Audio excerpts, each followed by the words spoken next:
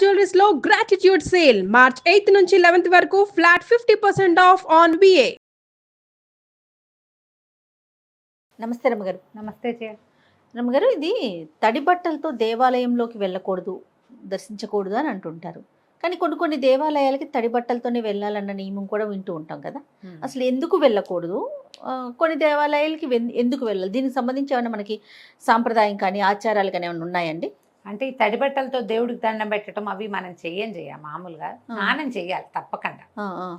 అయితే మడి కట్టుకునేటప్పుడు ఈ మామూలు వాళ్ళందరూ తడి బట్టలతోటి ఏం చేస్తారు, ఏమీ చేయరు. ఈ మడిగా ఉండేటప్పుడు బట్టలు తడుపుకుంటున్న తడి బట్టతోటి నీళ్లు పట్టుకెళ్ళటం విధానం. ఇప్పుడు అసలు అన్ని ఊళ్ళల్లోనూ పోయినాయి కదా అవి. నీళ్ళు ఎక్కడికి తీసుకెళ్తారు? మంచినీళ్ళు మడిగా తీసుకెళ్లాలంటే స్నానం చేసి తడి బట్టతోటి నీళ్లు పట్టుకెళ్ళటం. తడి బట్టతోటి మంచినీళ్ళు పట్టుకెళ్లేవాళ్ళు. అది ఏనాడు నేను చూసే 30 సంవత్సరాలు దాటింది తెలుసా తడి బట్టలతో నీళ్లు పట్టుకొచ్చేది. అవి వంటకిను స్వామి దేవుడికి వాడుకునేవాడు, మడి వంటకి. మిగిలిన జనమందరికీ ఎందుకు ఈ మడి వ్యవహారం అవసరం లేదు, ఎవరికి అక్కర్లా కదా. ఇప్పుడు తడి బట్టలు తడుపుకోవటం ఇవన్నీ కూడా ఎప్పుడెప్పుడు చేస్తారు. ఇప్పుడు నదిలో దిగితే బొంటి మీద బట్టలతోటి దిగుతారు. అవును, దిగి స్నానం చేసాం, నదిలో మునకలు వేసాం. ఇక నది ఒడ్డునే, గోదావరి ఒడ్డునే ఏ శివలింగమో శివాలయమో ఉంటే కొంచెం బట్టలు మంచి బట్టలు పొడి బట్ట కట్టుకుని బట్టలు తడి అద్దుకుని పొడి బట్టలు కట్టుకుని శివాలయంలోకి వెళ్తారు. మనం కోనేరులో స్నానం చేస్తాము, మన స్వామి పుష్కరిణిలో స్నానం చేసి వెళ్తాం. అయితే పుష్కరిణిలో స్నానం చేసి అదే తడి బట్టలతోటి అంగ ప్రదక్షిణానికి వెళ్తాం. ఎప్పుడైనా అంగ ప్రదక్షిణ చేసేవా నువ్వు? నేను చేయలేదు రమ్మగారు. తిరుపతిలో తిరుమల తిరుపతి దేవస్థానంలో మనం అంగ ప్రదక్షిణ మొక్కుంటారు కదా. దాని టికెట్ ఉంది, ముందు రోజే తీసుకోవాలి. ఇప్పుడు ఆన్లైన్ టికెటింగ్ కూడా వచ్చింది దానికి. ఆ తెల్లవారుజామున 1 గంటకి స్నానం చేసి తడి బట్టలతోటే వెళ్ళాలి అక్కడికి. మేము పుష్కరిణిలో మునిగే వెళ్ళాం, 2 సార్లు 3 సార్లు రూమ్లో నుంచి వెళ్ళాము. వెళ్ళి అక్కడ మునిగి వెళ్ళామన్నమాట. ఈ తడి బట్టలతో మనం ఇది లోపలికి వెళ్ళేసరికి 30 ఆరిపోతాయి. బోళ్ళంత నడకుంది కదా, వెయిటింగ్ ఉంది. తడి బట్టతోటి మనం అంగ ప్రదక్షిణం చేయాలన్నది సిద్ధాంతం. అప్పటికి బట్టలు ఆరిపోతాయి కాబట్టి లోపల అంగ ప్రదక్షిణం అయ్యాక దర్శనం కూడా అవుతుంది. అవును, అది ఆటోమేటిక్గా అయిపోతుంది. ఇప్పుడు రామేశ్వరం లాంటి చోట బావుల్లో స్నానం చేయటం, నువ్వు 21 బావుల్లోనూ స్నానం చేయ టపా టపా పోసేస్తారు నెత్తి మీద నీళ్ళు. మనం ఈ కారిడార్లన్నీ నడిచెళ్ళేసరికి బట్టలు ఆరిపోతాయి. ఆ ఒక్క చోట ఏ బట్టలతో స్నానం చేసామో అదే బట్టలతోటి దర్శనానికి వెళ్ళాలి కాదు, వెళ్ళచ్చు. వెళ్ళాలన్న నియమం కాదమ్మా అది, వెళ్ళచ్చు అనే ఎగ్జామ్షన్ కాబట్టి అట్లా వెళ్ళిపోవచ్చు. వెళ్ళాల్సిందేనని ఏం లేదు, అవి కూడా మొక్కులు ఉంటాయట ఆ ప్రాంతంలో. ఓహో, తడి బట్టలతోనే వస్తామని దండం పెట్టుకుని అలా మొక్కుగా తీర్చుకుంటారు. తడి బట్టలతోటే వెళ్ళి దండం పెట్టుకోవటం. నీకు శక్తి కావాలి తడి బట్టలతోటి నడవాలంటే. చలేస్తుంది, ఇబ్బందిగా ఉంటుంది, బట్టలు కాళ్ళకు పట్టుకుంటాయి. భక్తిపరత్వంతో కొంతమంది వెళ్తారు. అసలు ఈ సిద్ధాంతాల గురించి ఆలోచించకండి. ఎప్పుడు ఒళ్ళు ఆర్చుకోవాలి, తడి ఆర్చి మంచి బట్టలు వేసుకుని చక్కటి బట్టతోటి ఉతికినది మాసింది పనికిరాదు. ఒకసారి వేసుకున్నది వేసుకోకూడదు.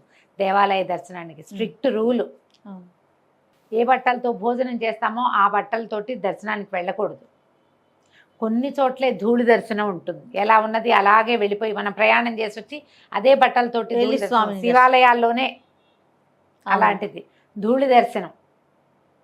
ధూళి దర్శనమే, దాని పేరే ధూళి దర్శనం. అందరూ చెయ్యరు, అన్ని వేళలా కాదు. మీకు ఏ ఆస్కారము లేదు, ఏ అవకాశము లేదు. ఏదో ప్రయాణ మధ్యంలో ఉన్నారు, దేవాలయం కనపడింది, దర్శనం చేయదలుచుకుని ధూళి దర్శనమే చేసుకుంటున్నాను తండ్రి అని ఒక దండం పెట్టుకుని వెళ్ళచ్చు. శుభ్రంగా వెళ్ళాలి దేవాలయాలకి. శరీర మాలిన్యంతో పాటు బుద్ధి మాలిన్యాలు కూడా కడుక్కుని వెళ్ళాలి. అది కదా, మనోమాలిన్యాలను అసలు ఉంచుకోకూడదు.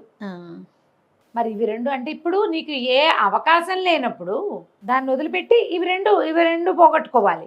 మనోమాలిన్యము బుద్ధి మాలిన్యాలని పోగొట్టుకుని శరీర మాలిన్యం ఉన్నా కూడా పర్వాలేదు.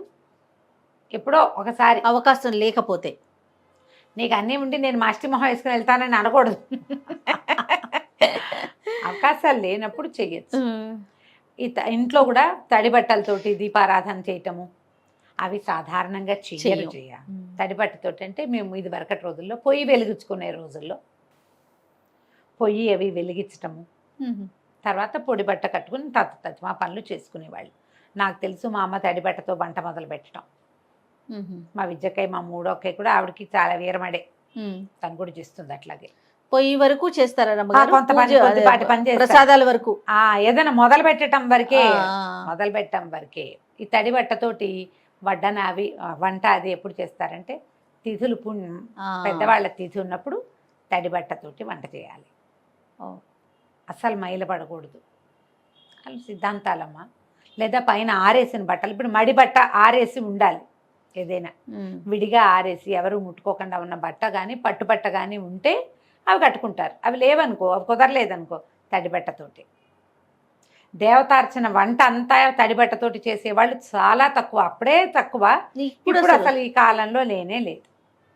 మ్మ్. ఆరేసిన బట్ట కట్టుకోవాలి, మడిగా ఆరేసుకున్నది పనికి వస్తుంది. మడుగు ఇదంతా మడి వ్యవహారమేనమ్మా, సార్వజనీన వ్యవహారం కానే కాదు. Yes. మడి అందరూ ఎక్కడి నుంచో పెట్టుకోరు. తెస్తారు ఇవి ఒక పాయింట్లు మన వాళ్ళు. ఆ.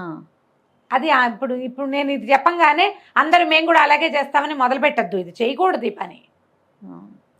ఎవరి పద్ధతి ప్రకారం వాళ్ళు చేసుకోండి హాయిగా. ఇప్పుడు మనం దేవాలయ దర్శనానికి వెళ్ళినప్పుడు రమ్మగారు కొన్ని నదులు ఉంటాయి ఇందాక మీరు అన్నట్లుగా. ఫర్ ఎగ్జాంపుల్ మన విజయవాడ కృష్ణా నది ఉంటుంది. అమ్మవారిని దర్శించుకునే ముందు అవకాశం ఉంటే నదిలో స్నానం చేస్తాం, ఖచ్చితంగా బట్టలు మార్చుకుంటాం కదా రమ్మగారు? నది స్నానం చేసి లేదా పుష్కరిణి, కోనేరు, స్వామివారిది, అయ్యవారిది ఏమైనా ఉంటే ఇప్పుడు మహానందికి వెళ్తాం, అక్కడ అక్కడే అంతే. స్నానం చేస్తాం కదా, బట్టలు మార్చుకుని దర్శనానికి వెళ్ళాలి.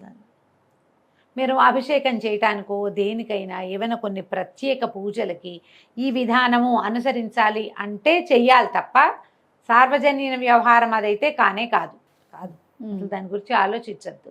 పైగా ఇప్పుడు మనం ఉండే ఈ అపార్ట్మెంట్లలోనూ అక్కడ ఈ తడి బట్టలతోటి ఏం తిరుగుతాం చేయి, ఫ్లోరింగుల మీద కాళ్ళు జారిపడతారు. అవును, అవునా కాదా? మరి ఎంత శ్రద్ధ కావాలి దానికి. అలాంటివి ఏం పెట్టుకోవద్దమ్మా. స్నానం చెయ్యండి తప్పకుండా. దేవాలయ దర్శనానికి స్నానం చేసి వెళ్ళాలి. తలస్నానం చేయాలి. ఇది కలుపుతాం ఇందులో. తలస్నానం గుళ్ళోకి వెళ్ళాలంటే నెత్తి మీద నీళ్ళు పోసుకోవాల్సిందే. ఇలాంటివి ఉంటాయి చాలా మందికి.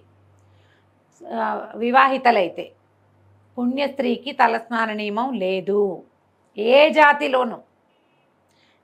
జాతిలోనూ లేదు. పసుపు రాసుకుని స్నానం చేయండి పొద్దునే. మీకు అవసరము తలంటి పోసుకొని 4 రోజులైంది తల మురిగ్గా ఉంది అనిపిస్తే తలంటి పోసుకోవాలి తప్ప తల రుద్దుకోవాలి కానీ, లేకపోతే అవసరం లేదమ్మా. పసుపు రాసుకుని స్నానం చేయండి. మొన్న అప్పుడెప్పుడో ఎక్కడో పార్టీకి వెళ్ళి కట్టుకుని కాసేపు కట్టుకున్నాం కదా అని మడత పెట్టి హ్యాంగర్ తగిలిచ్చిన చీర కట్టుకుని గుళ్ళోకి వెళ్ళకండి. వాటితో పూజ కూర్చోకండి. ఉతికింది లేదా కొత్తది ఉతకని బట్టని కట్టుకోవద్దు. కట్టి విడిచిన దాన్ని కట్టుకోకూడదు. పూజకి పనికిరాదు, దేవాలయానికి పనికిరాదు. మీరు ఏ పెళ్ళికో పేరంటానికో వెళ్తారు, ఏం పర్వాలేదు, ఏం కాదు. వీటికి మాత్రం పనికిరాదు. పీటల మీద కూర్చుంటాం, ఏదైనా పూజ చేసుకోవడానికి కూర్చుంటాం, మనమే సత్యనారాయణ వ్రతం చేసుకుంటాం, అప్పుడెప్పుడో కట్టి విడిచిన చీర కట్టుకోవద్దు. భోజనం చేస్తే ఆ బట్టలు కట్టుకుని పనికిరాదు. కొంచెం బాత్రూమ్కి దానికి వెళ్తాం, అవి పనికిరావు. మీ మడి అంటే ఇందులో శుద్ధత చాలా ఇంపార్టెంట్. ఇది పెట్టుకోండి. అంతేగాని తడి బట్టలు కట్టుకుని వెళ్ళాలా, గుళ్ళోకి వెళ్ళి తీరాలా, వెళ్తే మంచిదా, వెళ్తే అదేదో వస్తుంది, ఏం లేవాలంతా. సో తలస్నాన నియమం కూడా పుణ్యస్త్రీకి లేదు. లేదు. తిట్టద్దు మరి. మగవారు పిల్లల పరిస్థితి రమ్మగారు, వాళ్ళు చేయాలని అట్లా అసలు పిల్లలకి ఏముండదమ్మా. పిల్లలకి అసలు ఏమీ లేదు. పిల్లలకి మగవారికి ఏమన్నా మగవారికి అయితే ఉంటుంది జయ. ఇది ప్రతిసారి మనం ఈ ప్రశ్నలు రైజ్ చేసినప్పుడల్లా నాకే విసుగోని, ఎందుకు ఇవన్నీ చెప్తాం మనము అని మళ్ళీ చెప్పాల్సి వస్తుంది. మగవారికి స్నాన నియమం ఉంటుంది జయ. తలస్నాన నియమం ఉంది అంతే. దర్శనం చేసుకునేటప్పుడు తలస్నానం చెయ్యాలి అని నియమం అయితే ఉంది. స్త్రీలకు ఆ నియమం లేదు. ఎందుకంటే మీరు ప్రతిదానికి ఒక అమెండ్మెంట్ ఏదో ఉంటుంది. ఆడవాళ్ళకి తల ఆరదు జయ తొందరగా, మగవాళ్ళకి తల ఆరిపోతుంది. నువ్వు గమనించు. అవును, అందుకని పెట్టలేదంట. వీళ్ళకి జబ్బు చేస్తుందమ్మా, వీళ్ళు మూలపడతారు. పాయింట్ అర్థం అవుతుందా?